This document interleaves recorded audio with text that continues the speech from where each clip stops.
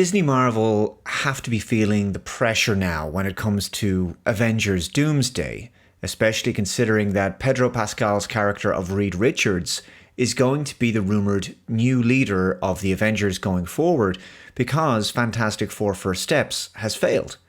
It made only $9 million in its fourth weekend in the US, and as per Box Office Mojo, it's grossed only $472 million worldwide.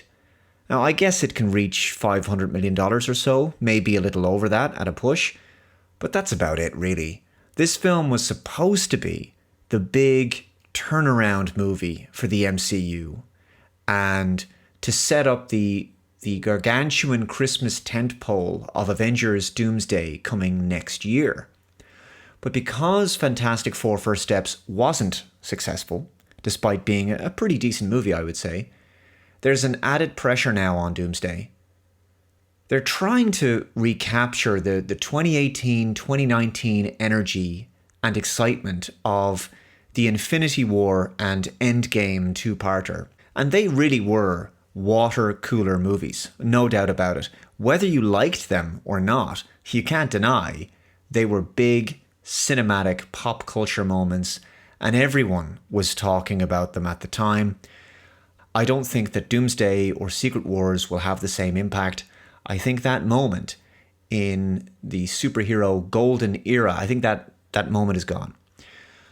So off the back of the outright box office flop of Fantastic Four First Steps, I think it's not looking good for Doomsday, because that film really needed the MCU to be carrying some more goodwill and momentum before its release, and audiences have just checked out, it seems. It doesn't bode well for next year's Avengers movie, and all the cameos and returning players under the sun won't be enough to bring audiences back in the kind of numbers the studio wants. They're pinning all their hopes on Robert Downey Jr.'s return, and the issue is the multiverse stuff is a mess.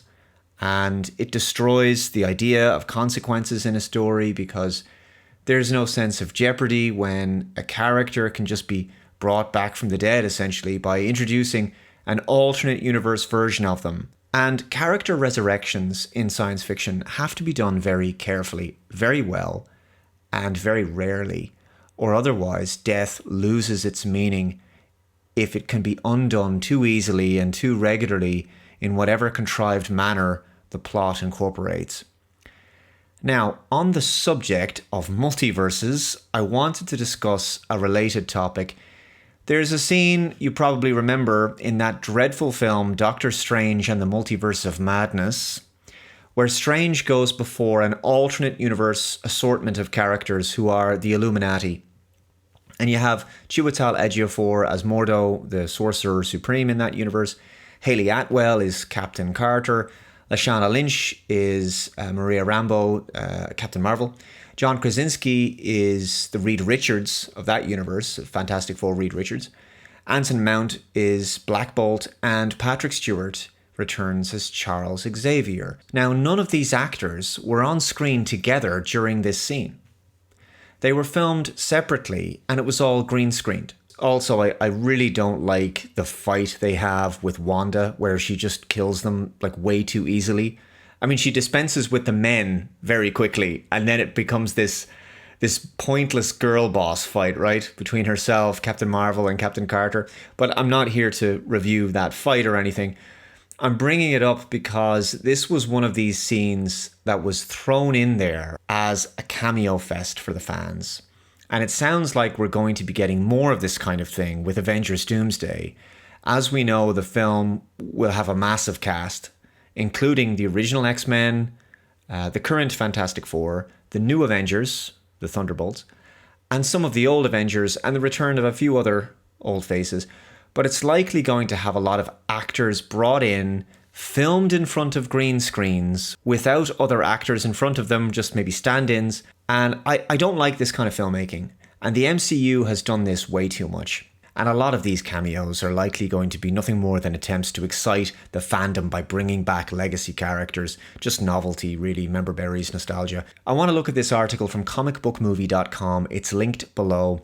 It says, I don't know who I was acting with half the time. Alan Cumming opens up on Avengers Doomsday challenges. Like Avengers Infinity War and Avengers Endgame before it, Avengers Doomsday is a highly secretive production. With so many actors needed on set, the Russo brothers are likely facing some unique challenges, though that's nothing new to them. With Avengers Infinity War, for example, Benedict Cumberbatch's busy schedule meant he wasn't with his co-stars a lot of the time. A double shot many of his scenes, with Cumberbatch's Doctor Strange later inserted into those. Several other actors in the same sequences never even met, and moviegoers were none the wiser. And I suppose if it works and produces the desired result in the final cut, then what's the big problem, right? Something similar is happening with Avengers Doomsday, and X2 X-Men United star Alan Cumming revealed some of the unique challenges he's faced on set while reprising his role as Nightcrawler. He says, "I did this entire film in isolation, lots of green screen, face replacement," and he told Gold Derby, "They even gave characters fake names. I don't know who I was acting with half the time." While it's true that with a huge cast of actors like these, actor schedules are very difficult to juggle. So green screening and filming actors in isolation and compartmentalizing the shooting process is one method of dealing with this. But this is also part of Disney Marvel's approach to assembling their films, right? And it helps them make huge changes in post-production. It gives them the flexibility to fix stuff, alter entire scenes if they're not working, alter conversations, alter locations, make a lot of contextual modifications to certain situations, and also wholesale modifications to the story. But fans are not exactly thrilled with the sheer amount of green screening. And the other issue is the overuse of green screens has become very evident in the look of recent MCU films, where the locations just lack realism.